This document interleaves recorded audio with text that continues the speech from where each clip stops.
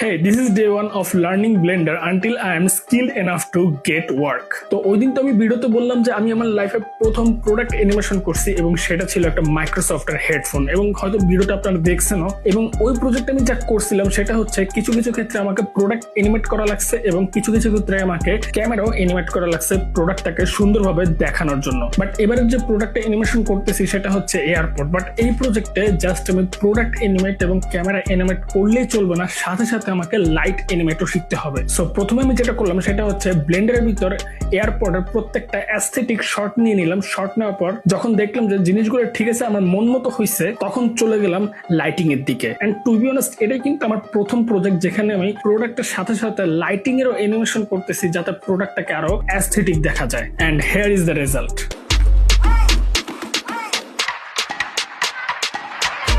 This one here's for the grown. This one here's for the grown. Yes, yes, I be out here on my own. I be out here on my own. Yes, yes, this one here's for the grown. This one here's for the grown. Yes, yes, I be out here on my own. You only have this for a moment. For a moment.